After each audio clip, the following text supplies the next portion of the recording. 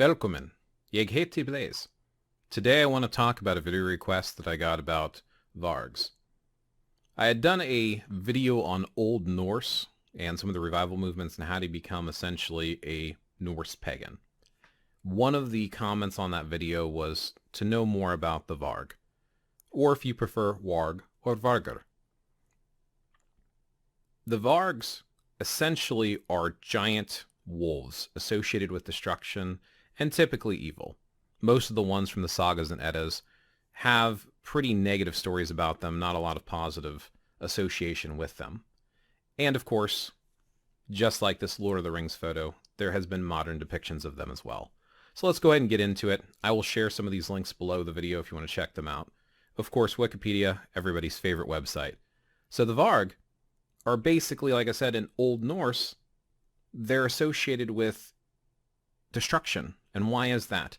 Because in Old Norse, vargur is derived from the Proto-Germanic root construction as vargas. And I might be mispronouncing this word, but you can read it yourself. Ultimately derived from the Proto-Indo-European root reconstructed as varg, destroy.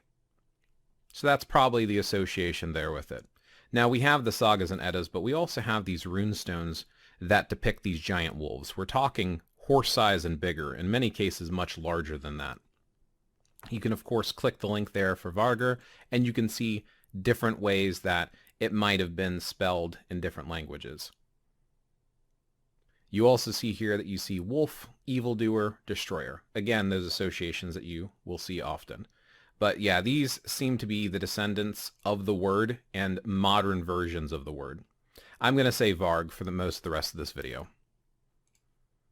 I had mentioned Lord of the Rings, so Tolkien had his depiction in Lord of the Rings not only in the books, but we of course have our modern movie adaptations as well that show these giant evil wolves. Looking at some of them, they try to give them this menacing kind of evil look. And if you look at some of the references that I'm going to post below, vargr, Vargs, or wild wolves were a race of evil wolves according to Tolkien. So that's the way he depicted them.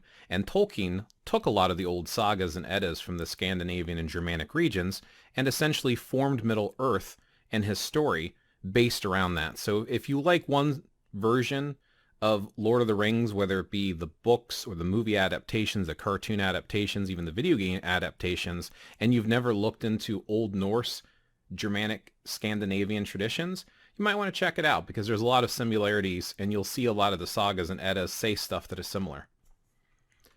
One of the more famous Vargs from the sagas and eddas is Garm. Not a lot is known about Garm. Garm seems to be associated with the underworld and once again the forces of destruction. Now the reason I'm starting with Garm is I like to play a game called Guild Wars 2, and you have Skagalkin, I believe it's Stagalkin, I might be mispronouncing her name, and she has this wolf that is her companion, Garm, who eventually follows her son. So that's kind of a cool association there, again, of a modern depiction of Vargs. Another really famous pair is, of course, Odin's wolves. That's right, he has two wolves or Vargs, Geri and Freki, which means ravenous and greedy one. So it's kind of interesting that he has these two wolves. We know about Hunin and Munin, or Hugin and Muggin, depending on how you want to pronounce it, which are his ravens, but he also has two wolves that follow him as well. Odin is a very mysterious figure, and there is stuff that are in the sagas and eddas that is referring to his two Vargs, because these are giant wolves. Now in this case, I don't know if it's necessarily too much associated with destruction and evil, but we are talking about ravenous and greedy, so there's still that destructive aspect to it. I believe that there are these forces on both sides, and people make this instant assumption that it's evil, but I think there's more to it than that. And of course, you can research on these pages that I'm going to share below. I want to stick with websites for right now for the references so that you can look them up yourself. There are book references as well, though, so you can find a lot about the Varg all over the place. So, of course, here we have a depiction of Odin with Geri and Freki at his feet. These look like pretty close to normal sized wolves. So again, depending on who wants to depict them, you'll have different associations. One of the more famous Varg in the Eddas and sagas is actually one of Loki's three children. Loki had 3 children, Hel, Jormungandr, and Fenrir. Fenrir is said to eat Odin during Ragnarok. When he was first captured, because Odin was concerned about Loki's children that were off in the land of giants, or the Jotun, he actually sent out the gods to go and retrieve these 3 children. Fenrir was a pup, so Tyr raised him and took care of him, and they had a close bond and association with each other. But eventually he became huge. We're talking way bigger than horse size. We're talking probably like humans coming up to his shoulder type of large. So, of course, the gods were starting to become fearful. Well, what if Fenrir decided to turn on them and he became more bold and kind of aggressive? Well, they tried to bind him with different chains, and he kept breaking them.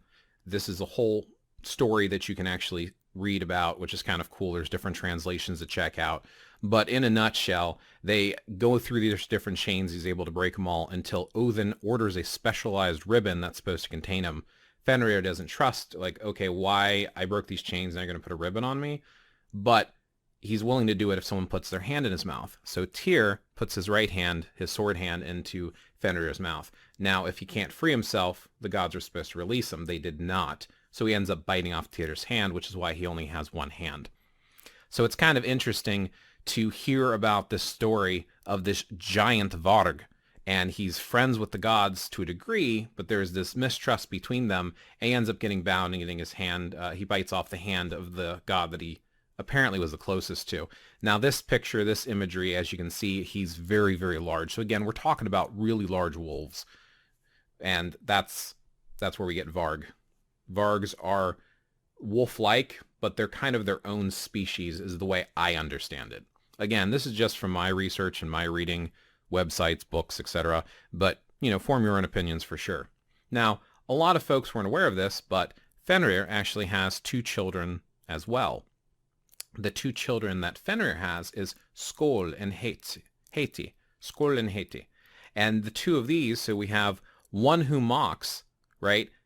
And one who hates. So again, talking about these real negative, aggressive, almost destructive forces. Now, in the case of Skoll and Hati, they actually are trying to eat the sun and the moon. And I believe, if I remember correctly, I believe during Ragnarok, they're supposed to actually consume them.